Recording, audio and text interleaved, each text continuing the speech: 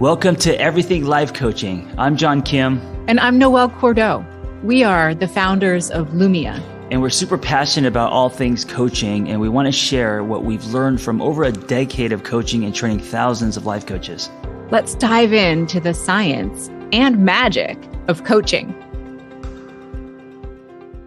Hello, everyone, and welcome to Everything Life Coaching. This is Noelle once again flying solo today, but not completely solo, because one of the most important elements of our coach training program is our instructors. And in this episode, it is my deepest pleasure to speak with Danielle Adams-Wiltshire all about working as a coach. We're going to touch on how to become one and defying expectations around what that might mean. Danielle, how are you? I'm doing exceptionally well, thank you. And it is exciting to be here and having this conversation with you today. I have to share with our listeners that all of our instructors at Lumia are amazing. And when you and I first connected, it was one of the greatest love fests in recent memory. So thank you so much for bringing all of you to your work, to our organization, and to our podcast today. I'm just delighted. Thank you. I appreciate the instant connection too, because I'm telling you, some things just go together like peanut butter and jelly. They do. They do. So let's talk about who you are. Who are you in the world? Where are you in the world? Oh my goodness. I feel like I am so many things. I mean, if I were to quote Shaka Khan and Whitney Houston, I am every woman. Yes. So let's start with, I am definitely someone who is proudly claiming the state of New Jersey. I am a New Jerseyan, Jersey girl. I also am from or living in Pennsylvania. And as far as who I am, gosh, I am a leadership development coach and instructor, a public speaker. I actually am a TED Fellows coach as well. I'm also someone who widely accepts that I am a foodie, and food is my love language. I love anything that is meaty, potatoey, cheesy, and I think that barbecue sauce is lotion for the soul. Yes. And I also love to adopt or rescue little black and white or not so little black and white terrier type dogs, just to name a few things. Awesome. I share your Jersey roots and Pennsylvania transplant. It's a good divide to straddle. So in your work with Lumia, what do you teach for us, or more so, what are your favorite topics to dive into, because you do so much for our organization? Absolutely. More commonly, I can be found teaching the signature and mentoring portions of our programs, but I do have to say that one of my absolute favorites tends to be active listening and powerful questioning, just because it is such an integral part of the coaching framework. Yeah. So for those who don't know, the signature piece and the mentoring comes along with the ICF, the International Coaching Federation portion of our training. And you're spot on that active listening and powerful questioning are kind of, I think, foundational to coaching. Let's take each one. So let's cue up active listening. What's good about active listening? What do you like about it? You know, it's something that I think that people take for granted and simply assume they know how to do well because they have at least one ear. And I say that to be, of course, partially facetious, but people don't tend to think of the ratio of listening and speaking. So I used to say to my staff many, many years ago that you have two ears and one mouth, so listen twice as much as you speak. Ooh, I love that. How do you think that advice plays out in the coaching conversation, or more specifically, this is a muscle that we all need to build as coaches? What are the benefits of listening more than speaking? There is so much to be gained. I mean, talk about your meat and potatoes. This is all wrapped up in what you hear your clients saying to you. So without it, without the story, without the tone and the inflection and even the delivery of the message, so much is lost. I agree. I agree. Something that I delight in with the coaching mastery process is being able to use active listening to get into and engage all of your senses and to also pull from bodily sensations and intuition. Yeah. What's your experience with that piece of it? Have you had those experiences in session with clients or with training students? Yes. I tend to imagine or approach my client conversations as if we're always on the phone. So I tend to listen very intuitively for changes or shifts in the meter or the pace that the client is speaking with, or if there is a shift in their tone. I have the ability to pick up on breath or changes in breath, which I feel is something that's so powerful. Wow. Can you explain that a little bit more? That is really cool. Yes. And it's something that I must credit to my days working in a call center, right? Because we all have to start somewhere. And it was the only tool that you had was what you could hear the person saying. So changes in breath might mean that there's a huff or a sigh, or you may hear someone's breath catch in their words where they almost gasp, like, and you hear that pause that they take, or you may even hear tension in someone's voice, and you'll notice subtle shifts in their volume or the tone of their voice. So if it's someone you've been working with a while, you may notice those types of changes. And then the last thing is laughter. I'm Mm. I'm someone who uses laughter to reset my breath. So when I hear other people laugh, I can listen to understand, okay, is that a nervous laugh or is that a relieved laugh that is allowing that person to reset their breath and come back to center? Oh, that's so cool. I hold my breath a lot. It's something I know about myself and my leadership team. I love them for it. We'll be in meetings and one of them will typically say to me, "Noelle, breathe." Noelle, breathe. And I'm like, "Oh, I've been stressed out, huh? I'm holding my breath, huh?" And you Mhm. all can see it. Great. I'm giving away my cards one by one. So this is a superpower that you have in reading people using the coaching skill of active listening. Do you deploy this superpower on people in your everyday life? Absolutely. I'm 100% that person who in the supermarket is going to find out one of your deepest, darkest secrets Oh before you God. check out. I have it stamped on my forehead. It just says, tell me. How does it work in your personal relationships? Oh gosh. You know what? I do admit that those people who know me best know that I've always been inquisitive. I've always been curious. So for my family members who have known me all my life, namely my brother, he knows that I always have questions and that's normal. But I'm not always necessarily coaching them.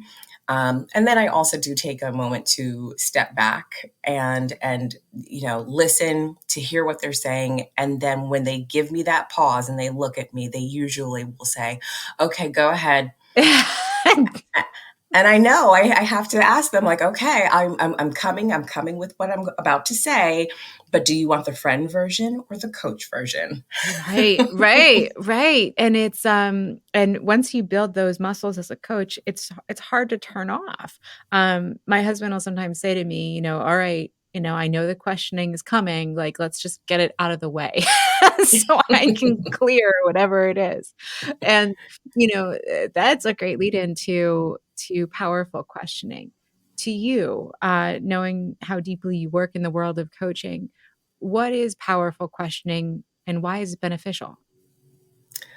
I feel that the ultimate show or honoring of curiosity, our natural curiosity, is with questioning.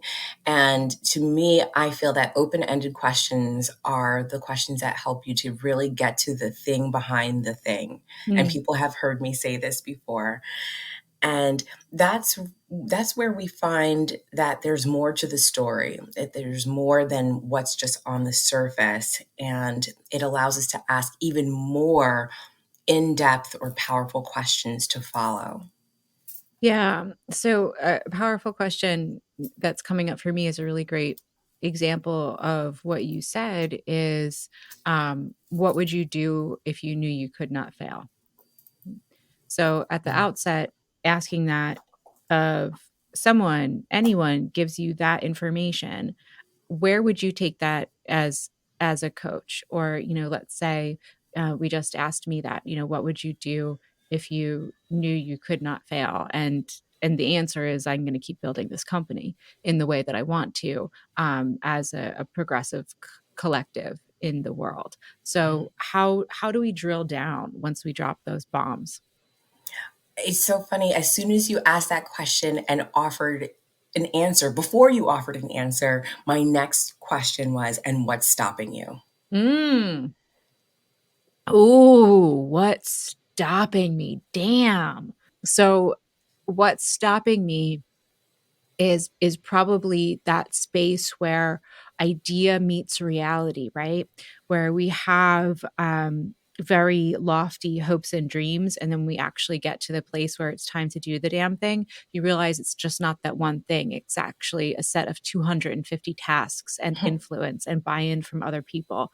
And so things are taking a lot longer than I I can't imagine. than I thought they would. And fear too. Fear. I have to say that as a leader, living through the pandemic, the civil rights crisis, and watching the claws of cancel culture sink into pretty much anyone with a voice and an opinion, in different ways, or at least the awareness of it. It's given me great pause in saying, well, how do I do this in a new landscape, in a changing world? Yes, it's more terrifying now than ever before to be an outspoken, opinionated person with purpose because of cancel culture and what that means for the trajectory of what you want to accomplish.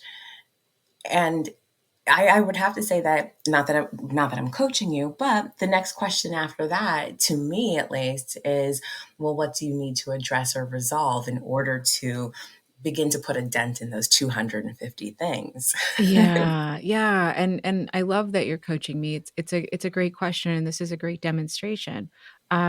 So obviously, in leadership and in execution of any large goal, whether you're leading an organization or you want to change your one precious individual life, um, there's strategy involved.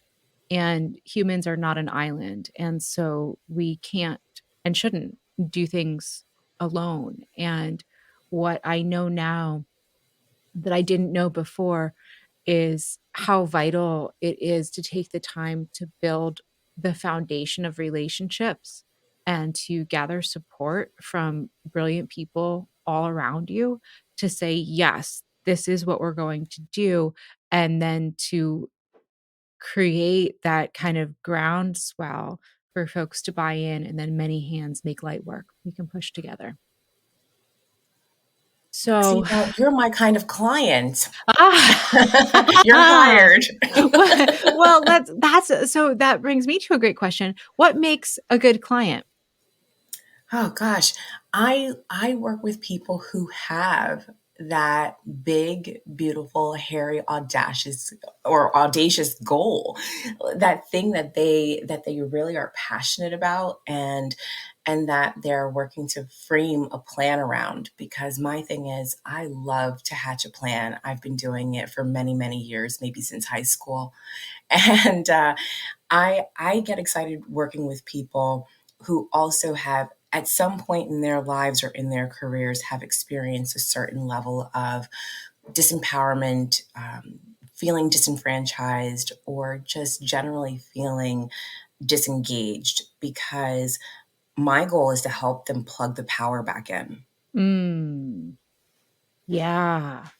And I love that idea of plugging the power back in. It's so easy to get disengaged in life because everything is hard, literally right now.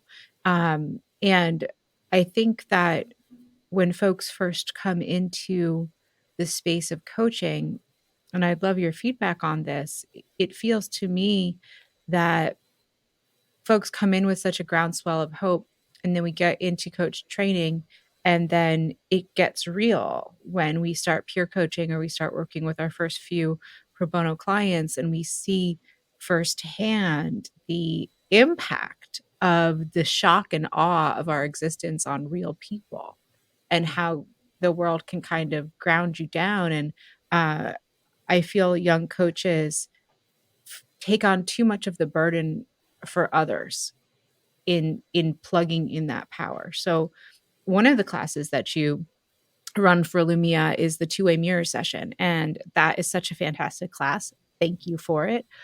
What is that class about? What do you see with this conundrum of the world is hard and working as a coach? Gosh, I tell you, that's such a loaded question and setup, because, yeah, you know what? Things are hard. I say that doing is work, being is effortless, and it's something that I had to learn how to step into and live into as a coach. Because, yeah, my first years as a coach, they were hard and they were terrifying, because I went from working in a very cushy retail banking environment for 15 years. And then a week later, I turned around and walked in and opened up a business account. So those things are incredibly challenging. And I see a lot of that through Two-Way Mirror, because that's an opportunity for students to come with their terrors, basically, or their feelings about making this change, this transition, this leap into something that feels so familiar, and yet at the same time so uncertain. And I love it, because it's an opportunity to also allow the other students to hear someone relate to them, Mm. and share their story in an open way, where they're also being coached. So there's so much that happens in Two-Way Mirror at the same time. And it's my favorite. It's one of the most challenging. It moves very quickly for 2 hours, but it is, for me, my absolute favorite, to get to not only coach someone, but then also observe everyone, and as much as possible, give them live on the spot feedback on what they're delivering as a coach. I love that you talked about how important it is to be able to relate to others. And for me, thinking about our organization, thinking about um, the diversity that we herald, storytelling is so important to coach training.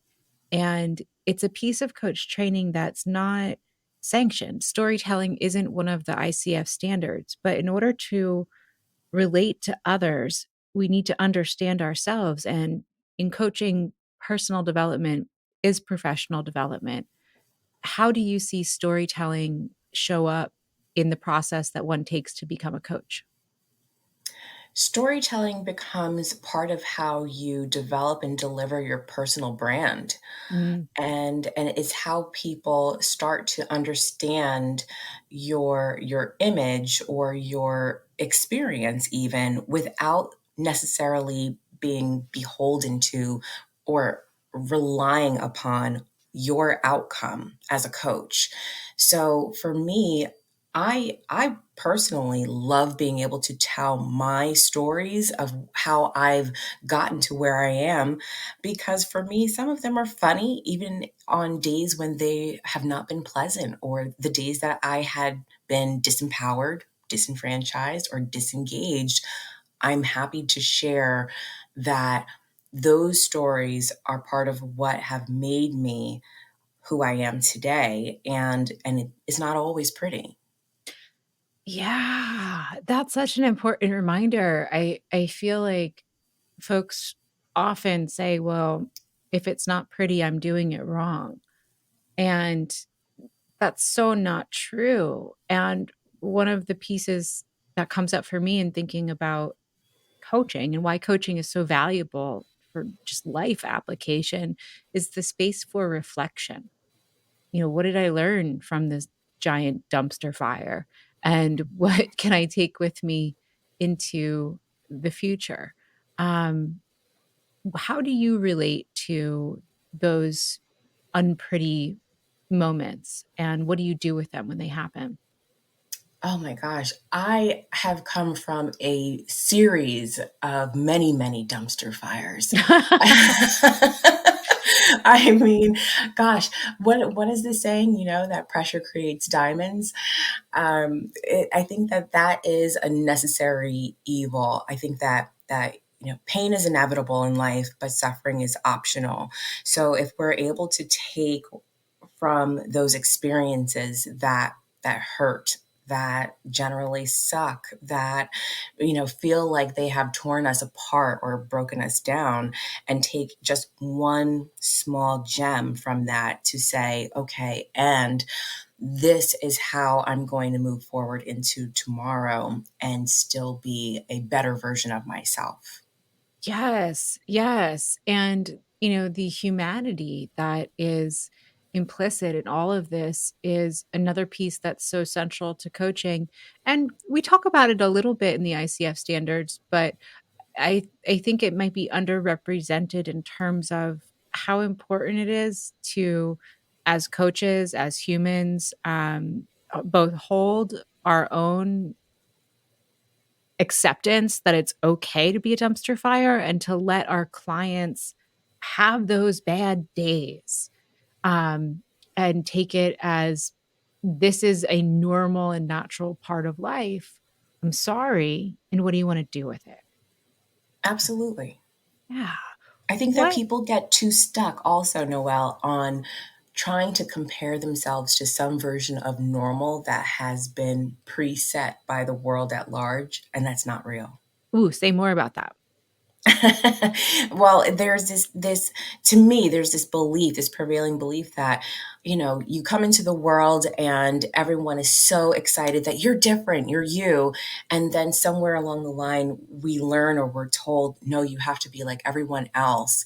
And as a coach, that is the thing that you absolutely cannot be, because it doesn't serve anyone to do that. I think that this is the one or of few spaces where we can be our absolute unique individual selves and not be punished for it. We actually are rewarded for it, and held to that standard of being able to tell those stories in such a way that other people do benefit from it.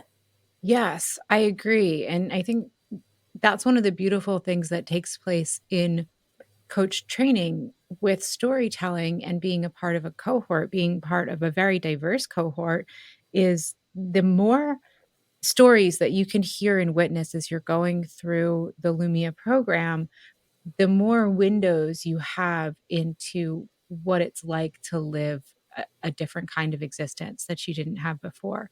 And everyone's contribution is really important in that space. And working as a coach, you're super spot on that if you rub out your shine, um, your clients are going to be missing out on what your uniqueness can bring to the table in service of them. As you're going through training all of our beautiful nuggets and muffins, as I so affectionately call them, what What do you hope folks walk away with from your classes?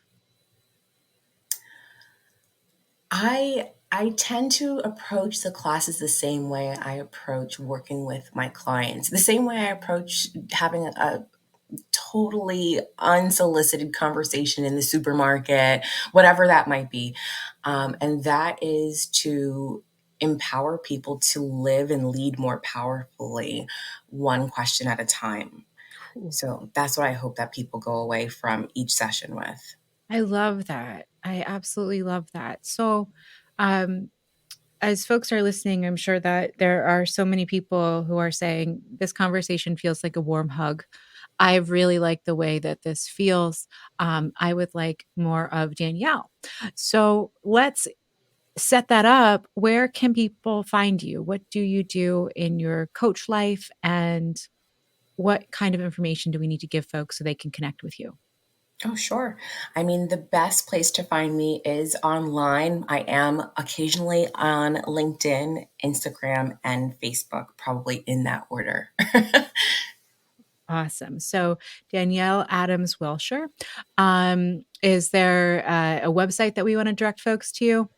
Yes, and that is queensuitecoach.com. And that is just for anyone who's familiar with the C-suite. I created my own space instead. So it's Queen, SUITE, coach.com. And on LinkedIn, the easiest way to find me is probably to look for Danielle N. Adams. And on Instagram, I'm still at Queen Suite Coach, as well as on Facebook. Awesome. Well, thank you so much for our conversation today. I know so many of our students tune in and they're going to be stoked on this conversation. And thank you for, all the work that you do to put great leaders and great coaches out into the world. We need so much more of this. Thank you for the opportunity to do so. Thanks for listening to Everything Life Coaching. If you're feeling the draw to become a coach, head to lumiacoaching.com/everything. Explore a new career that brings fulfillment, gives you a true sense of purpose, and a bold community to do it with. Lumia is ready to equip you with the tools, training, and community you will need to reach your goals. If you're ready to build a unique coaching business on your own terms while making an impact on the world at large, Lumia is the next bold step in your coaching journey. That's lumiacoaching.com/everything. And hey, if you're waiting for a sign, this is it.